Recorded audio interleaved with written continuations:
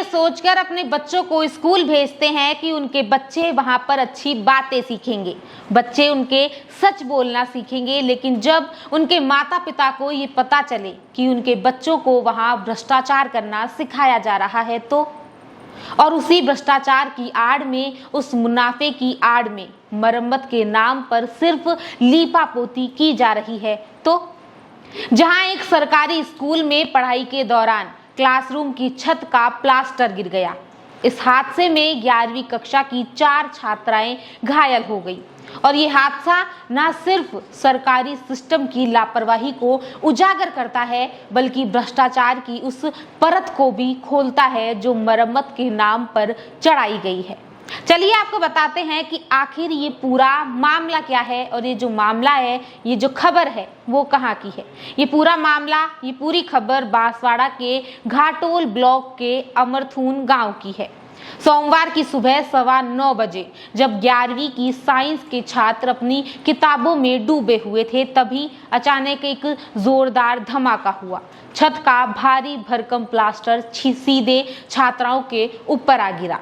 चीख पुकार मच गई और पूरे स्कूल में अफरा तफरी का माहौल बन गया। इस मलबे की चपेट में आने से पूजा, काली कुमारी और शारदा सहित 4 छात्राएं घायल हुई है।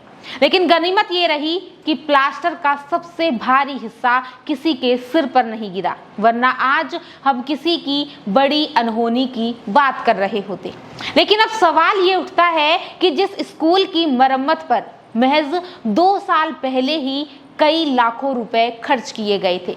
आपको बता दें कि इस स्कूल की मरम्मत के लिए 2 साल पहले 10,65,000 रुपए खर्च किए गए थे, जिसकी छत 24 महीने भी क्यों नहीं टिक पाई। स्कूल के प्रिंसिपल अरुण व्यास का ये कहना है कि उन्होंने जर्जर कमरों की शिकायत सीएम पोर्टल से लेकर शिक्षा मंत्री तक को भेजी थी और हालात ये हैं कि स्कूल के 13 में से 8 कमरे पूरी तरह जर्जर है और खतरे की वजह से बच्चों को टीन शेड के नीचे बैठाकर पढ़ाया जा रहा था।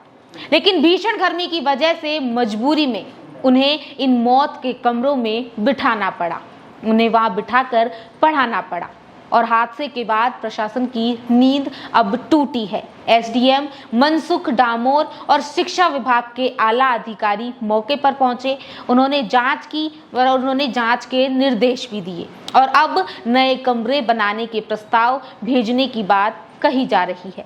लेकिन सवाल वही है कि क्या प्रशासन हमेशा किसी बड़े हादसे का इंतजार करता है? उन ठेकेदारों पर कार्रवाई कब होगी जिन्होंने घटिया निर्माण करके बच्चों की जिंदगी दांव पर लगा दी?